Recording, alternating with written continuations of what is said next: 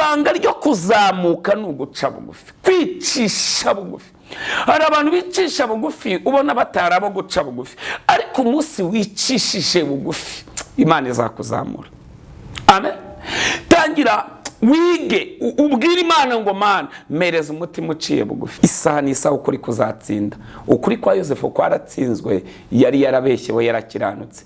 Nta kibazo kiranuka ubeshyerwe, kiranuka bakugerekeho ibinyoma, kiranuka bakubeshyere, kiranuka bakwirukane ku kazi. Yosefu yatakaje akazi kubera gukiranuka. Mwene data, hari ibyo wahombye ku bwa Kristo. Paulo aravuze ngo ibyarindamo yanjye nabitekereje nk'igihombo kubwo kuronka Kristo. Gira ibintu uhomba ku bwa Kristo. Nubihomba ubutunzi bwawe watakaje ku bwa Kristo, Yesu azabugusanganisha imbere. Yosefu yatabawe akiri hano muri nosi kandi yagize n'iherezo ryiza. Imana yacu nihabwe icyubahiro. Turabashuje mu izina rya Yesu Kristo. Amahoro y'Imana n'abane namwe. Imana ibaha umugisha mwinshi cyane. Turagushimiye muri iki gitondo cy'uyu munsi, tukwifuriza weekend nziza. Iri rero ni rya funguro ry'umunsi.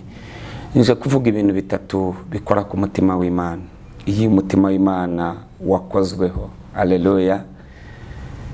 Na Imana ikora ku mutima wawe. Imana ishimwe cyane. Haleluya. Ibintu bitatu binezeza Imana, ibintu bitatu bikora ku mutima w'Imana.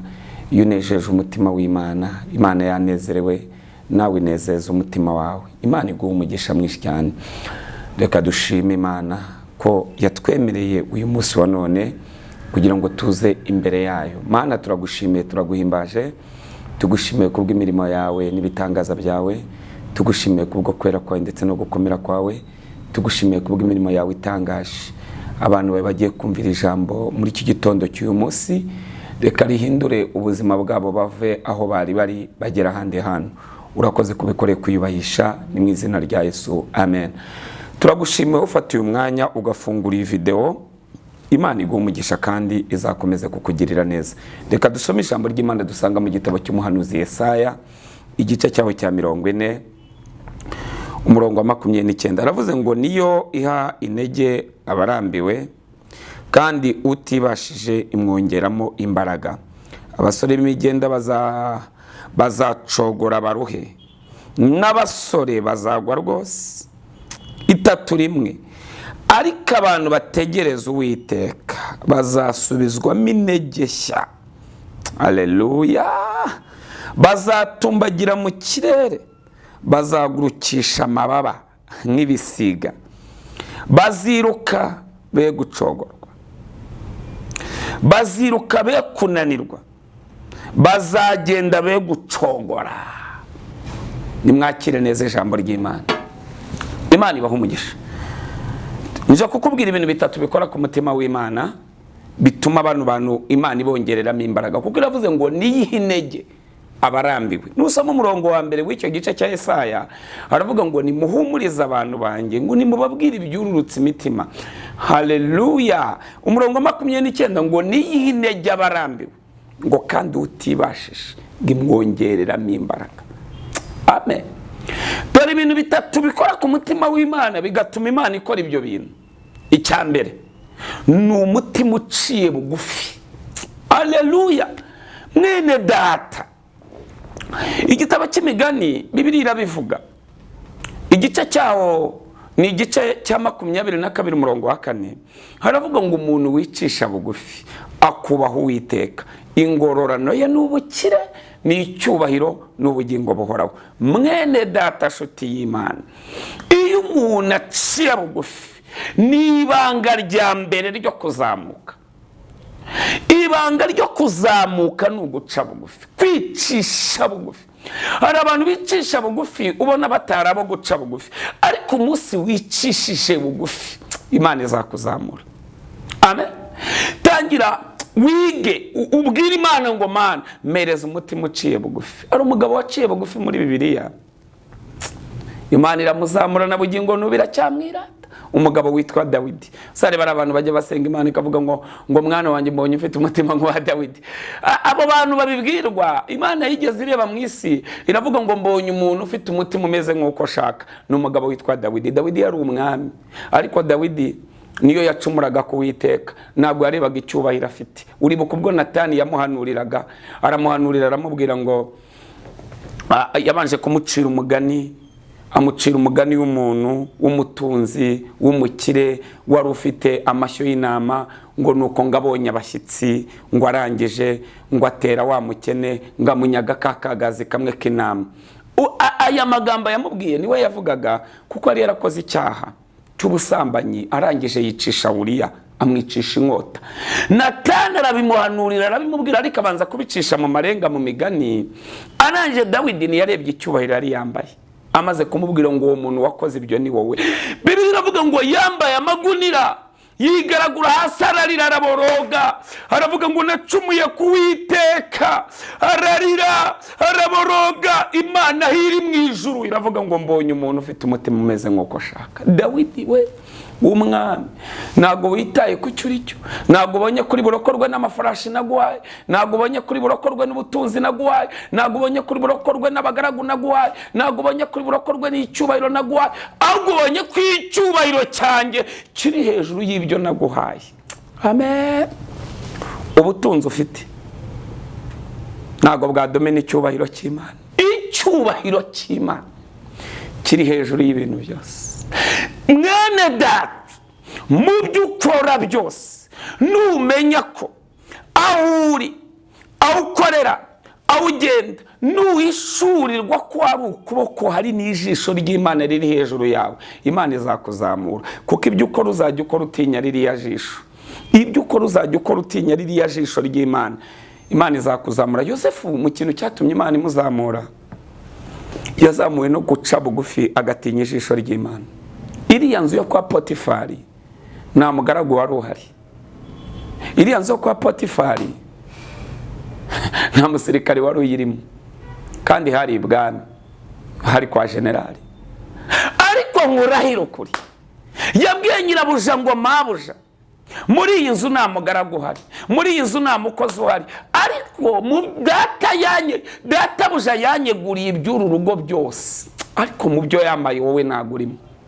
Aravuga ngo iwacu muri Isiraheli hari Imana ireba. Byari byoroshye, yari gusambana akabona promosiyo, ariko aravuga ngo ntago ibyishimo by'aka kanya nabigereranya nk'ibyishimo by'iteka ryose. Ndagusaba gukiranukira ahagaragara n'ahatagaragara, aho abantu batari Imana irahari, aho abantu batareba Imana irahareba, aho abantu batinjira ijisho ry'Imana rirahinjira. Ndagira ngo ubwire ko Imana idahishwa, Imana irareba kandi imenya ibyiherereye, kandi ikabigenzura ikabimenya. Uyu munsi wa none ucyumva rino jambo, uze kuza kureba ahantu hari hose umutima we wishyize hejuru, uze kuza guca bugufi, ubwira Imana ngo Mana, nkeneye kongera kunyongeramo imbaraga. Ubwira Imana ngo Mana, ndashaka kongera kunezeza umutima wawe. Ugira icyifuzo cyumva iri jambo rya mbere, ugira icyifuzo, ubwira Imana ngo Mana, niki nakora cyanezeza umutima wawe. Umutima w'Imana nunezerwa, urongera kugira amahoro mu mutima. Umutima w'Imana nunezerwa, urongera kubona ibyo watakaje. Umutima w'Imana nunezerwa, urongera kugira ibyiringiro byo kuzajya mu ijuru. Umutima w'Imana nunezerwa, haleluya, wongera uce bugufi, uce bugufi. Yosefu nyuma y'uwo mwuka, nyuma y'ibyo birere yabayemo, nyuma y'uwo muyaga wabayemo, byarangiye ahantu yirukanyiwe bamwita umusambanyi bamubeshyera, byarangiye Imana imurenganuye. Hari mwene data Sipiri Imana imumugisha yigeze avuga ijambo rikomeye, aravuga ngo ikinyoma kirihuta ariko ntago gisiga ukuri. Rimwe na rimwe aravuga ngo kugira ngo wicare, kugira ngo wicare ku idiva y'ikinyoma, iyo idiva ni ya ntebe nini, cya gitebe kinini, ngo uzemere wicare ku gasonga bugari k'ukuri. Agasonga bugari ni ka gatebe gatoya, nta kibazo. Aka kanya bagusuzugure ariko wicaye hejuru y'ukuri. Aka kanya bagupinge ariko uzi ko wicariye ukuri. Isaha n'isaha ukuri kuzatsinda. Ukuri kwa Yosefu kwaratsinzwe, yari yarabeshyewe, yarakiranutse. Nta kibazo, kiranuka ubeshyerwe, kiranuka bakugerekeho ibinyoma, kiranuka bakubeshyere, kiranuka bakwirukane ku kazi. Yosefu yatakaje akazi kubera gukiranuka. Mwene data, hari ibyo wahombye ku bwa Kristo. Paulo yaravuze ngo ibyarindamo yanjye nabitekereje nk'igihombo kubwo kuronka Kristo. Gira ibintu uhomba ku bwa Kristo. Nubihomba, ubutunzi bwawe watakaje ku bwa Kristo, Yesu azabugusanganisha imbere. Yosefu yatabawe akiri hano muri nosi kandi yagize n'iherezo ryiza. Imana yacu nihabwa icyubahiro. Uraza kubisoma, araza mu ntwari zo kwizera mu gitabo cy'Abaheburayo, ngo kwizera niko kwatumye Yosefu ahanurira amagufa ye reka sobrera salari, arababwira ngo Imana ntabwo izabura kubagenderera, ngo ariko ni muvino hori santore, ngo muzikorera amagufa yanjye muyajyane muri Kanani, muyakure muri Egiputa. Uyu ni Yosefu, araza mu ntwari zo kwizera mu gitabo cy'Abaheburayo igice cya 11. Yesu ashimwe cyane. Ubaka kanya uvuye muri uyu mubiri, waza mu zihe ntwari? Waza mu ntwari zo gukiranuka, waza mu ntwari zo kwizera. Imana ishimwe. Haleluya. Hari abagabo Bibiri tugaragariza baje mu ntwari zo kwizera. Umugabo witwa Enoke, ngo yamaze imyaka 65 avutse, ngo imyaka 300 ayigendana n'Imana, ngo Imana ibonye anejeje umutima wayo, ngo Imana iramwimura, ngabona ko kuba mu isi bitamubereye, ngo Imana iramwimura imukura mu isi. Imyaka 300 yagendanye n'Imana. Mwene data, ibaze kugendana n'Imana imyaka 300, ugendanye n'Imana iminsi ngahe? Kugendana n'Imana amasaha 5 byakunaniye, kugendana n'Imana umunsi umwe byakunaniye, gerageza bigerageze isaha imwe, ugendane n'Imana nta bindi bitekerezo, uganire n'Imana, wumva ukuntu kugendana n'Imana biryoha. Gira umutima uciye bugufi. Imana itura mu mutima uciye bugufi, kuko ikimenyetso cyo guca bugufi niyo ya mbere yicishije bugufi, iraza yemera gutura mu bantu. Ari Imana yemera kwambara umubiri. Imana yemeye kwambara umubiri inshuti. Yesu yemeye kwambara umubiri, araza, haleluya, yemera gutura mu mubiri ukora icyaha, ariko we nigeze akora icyaha. Ngo waye icyubahiro mwana. Umutima uciye bugufi. Aho Yosefu yasebeye ni Imana yamuhereye icyubahiro. Abicisha bugufi Imana izabazamura. Biravuga ngo abashaka ubwiza n'icyubahiro no kudapfa, ngo nibabishakishe gukora ibyiza badacogora. Uyu munsi wa none yongera usubiza amaso inyuma, ureba ahantu waguye, aho wahananutse ukagwa, wongera usubire ku rufatiro Kristo atari yagaruka gutwara itorero rye. Ubwira Imana ngo Mana ongera unyigishe gusenga. Imana irahari, umwuka wera abasha kugufasha no mu ntege nkeya zawe, kuko aragusabira niwuze uburyo ukwiye gusenga. Amen. Kuko amasengesho menshi usenga nagagera ku Mana. Umwuka wera atoranya. Usoma Abaroma niko Bibiri yivuga. Umwuka wera atoranya amasengesho akwiriye kugera imbere y'Imana. Imana yacu nihabwa icyubahiro. Amen. Twagiye Dawidi akibyumva cya bugufi yambara amagunira ari umwami. Natani aramuhanura aramubwira ngo nagupfa. Aramubwira ngo icyaha cyawe urakibabariwe, ikizasigaraho ni ingaruka. Ndagira mbabwire ko Imana ibabarira ibyaha, ariko ingaruka z'ibyaha zihoraho. Iki ndagira ngo mucyumve. Ingaruka z'ibyaha zihoraho. Aka ni akantu kamwe na kamwe mujya mwirengagiza. Benshi rero mutinya ingaruka, ahubwo mutinya icyaha. Ndagira ngo utinye icyaha aho kugira ngo utinye ingaruka. Utinye icyaha aho kugira ngo utinye ingaruka. Pastor Desire Imana imumugisha ajya akunda kuvuga amagambo akomeye. Ajya akunda kuvuga ngo imamba y'urugendo nikajya kwibagiza intego y'urugendo. Amen. Imamba y'urugendo nikakwibagiza intego y'urugendo. Hari abantu bamwe babona imamba bakibagirwa Imana. Hari abantu bamwe babona imamba, iyo modoka ubonye ni imamba, iyo nzu ubonye ni imamba. Ibi byose ni we byaremewe. Niyo mpamvu akenshi mubona nigisha inyigisho zo kubohoka. Numara kubohoka ntabwo ibintu bizagukontorora.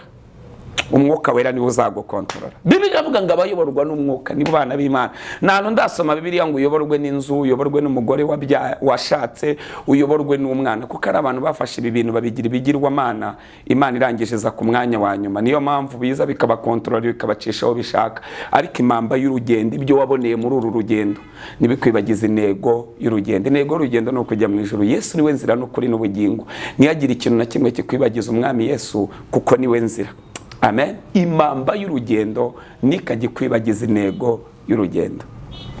Ndagira ngo bazeho nkurikiye ubishyire muri comment. Intego y'urugendo yawe ni iyihe? Intego yawe y'urugendo ni iyihe? Ibi byose mubona ni imamba y'urugendo. umugisha uruta indi yose ni ugutunga Kristo muri wowe. Uwo ni wo mugisha, kugendana na Yesu. Uyu Yesu uyu ugendana nawe, haleluya, iyo ugendana nawe umunsi ku munsi aho ugeze wose, ntuzigera witwa irindi zina. Reka nguhe urugero uruto rworoshye.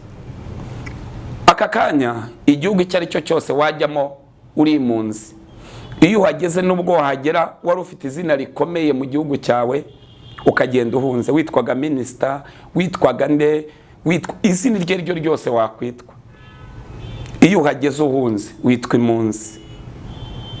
Ariko iyo uhinjiye wowe ubwawe, ukahinjira ufite Kristo muri wowe, uri umuhanuzi w'Imana, uri umuvugabutumwa, uri umupasiteri, iyo wakandagiye ntabwo witwa impunzi, oya, ukomeza kwitwa pastor, ugakomeza kwitwa umwana w'Imana. Iri zina rero ni izina ritanga izina ritarangira. Haleluya! Uri umwana w'Imana. Gerageza uca bugufi kugira ngo ukomeze kugira indangagaciro za Gikristo, kugira ngo icyubahiro Imana itanga ujye ukigira aho ugeze hose, ukigira aho ugera hose, aho winjiye iki cyubahiro kigumane, aho kandagiye iki cyubahiro kigumane mu izina rya Yesu. Niyo mpamvu umuririmbyi yaririmbye aravuga ngo no mu rupfu iri zina rya Yesu rizamumuriza. No mu rupfu rino zina rya Yesu ryinjiramo nta hantu na hamwe iri zina, haleluya, rijya risubizwa inyuma. Ni izina riruta amazina yose yo mu isi. Iri zina ni byaryo byose nibikwambare.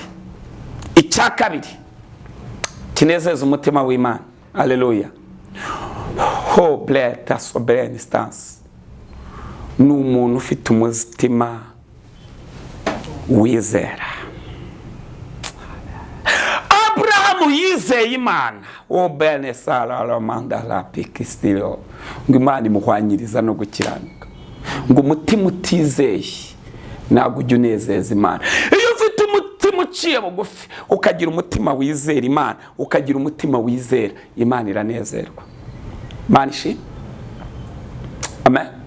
Umutima uciye bugufi, warangiza ukagira umutima wizera, ibi bintu bikora ku mutima w'Imana, Imana ikagenda ikakugira umwe mu Mana.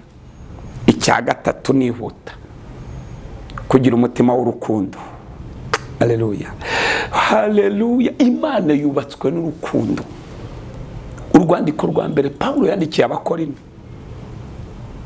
yaravuze ngo nubwo wamvuga indimi nk'iz'abamarayika, ngo ariko nugira urukundo, ngo waba umeze nk'icyuma kirenga. Iyo ibintu ibyo ari byo byose umuntu yakora nta rukundo, nta kintu byaba bimaze. Ugiye gusengera ibintu bitatu. Ugiye gusenga Imana ikuremera umutima uca bugufi. Icya kabiri, iguhereze kwizera. Icya gatatu, iguha umutima ukunda bene so, iguha umutima ukunda abantu, iguha umutima ubabarira, iguha umutima ubabarira umuntu wari we wese waguhemukiye, iguha umutima wirengagiza ibibi byose wakorewe. Haleluya. Ahubwo ureba amaso yawe aguhumure, amaso yawe ahumuke, urebe ibyiza Imana yagukoreye. Imana ishimwe. Numara kureba ibyiza Imana yagukoreye, uraza kubabarira abantu bose baguhemukiye. Imana ishimwe, Imana ishimwe. Igihe cyose ukeneye imbabazi ku Mana, nawe jya uziha abandi. Uko babarira niko nawe uzababarirwa, kuko icyo umuntu abiba nicyo asarura. Imana ishimwe. Urukundo rwihanganira byose, urukundo rubabarira byose, guhanura bizarangira ariko urukundo ntiruzarangira.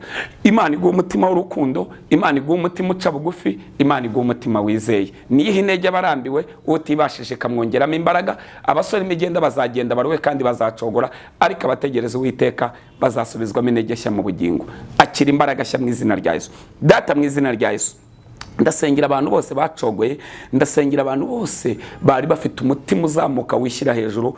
Uyu mutima reka umanure, reka umutima ucishe bugufi kugira ngo babashe gutunga Imana muri bo. Mwami Yesu, buri muntu wese yibuke ibihe yagiranaga n'Imana, uyu munsi yongera asubirane bino bihe mu izina rya Yesu Kristo. Ndasengera uyu muntu wajya kugira ibihe byo kubana n'Imana, haba mu gicuku cya nijoro, haba mu bihe byo gushaka Imana, haba mu bihe byo gusenga, haba mu bihe byo kwinginga. reka umutima wongere unezerwe, reka umutima wongere unezerwe. Ndagira ngo aka kanya ugire icyifuzo, wongere kugira umutima unezeza Uwiteka. Impamba y'urugendo yikwibagiza intego y'urugendo. Impamba y'urugendo, ibyo byose ubona byaye bigukuye muri Yesu, ni impamba z'urugendo. Reka uyu munsi wa none Imana yongere kuremera umutima uyinezeza. Reka ugire umutima unezeza Imana. Gira icyifuzo, pfukama ahantu uri, ubwira Imana ngo Mana, ongera undemere umutima ukunezeza, ongera undemere umutima wizera, ongera undemere umutima uca bugufi, ongera undemere umutima ukunda. Urukundo rwari rwarakamutse muri wowe kubera ibikomere wahuye nabyo mu buzima, ariko uyu munsi wa none akira umutima urenga ibikomere, akira umutima wumutse, akira umutima wuzuye umunezero, akira umutima wuzuye amahoro, akira umutima urenga ibibi byose wakorewe. Ugiye kugira umutima w'Imana. Ezekiel 36 isezeranya abantu bayo kubaha imitima mishya. Uyu munsi wa none Imana ikuremera umutima mushya ubabarira, umutima w'imbabazi, umutima w'urukundo, umutima wuzuye ibyishimo. Imana iguha umugisha, Imana ikwishimire, Imana ikunezeze. Kugira neza kwa Yesu Kristo nikuze kubane nawe. Imana iguha umugisha, Imana iguha umunsi mwiza.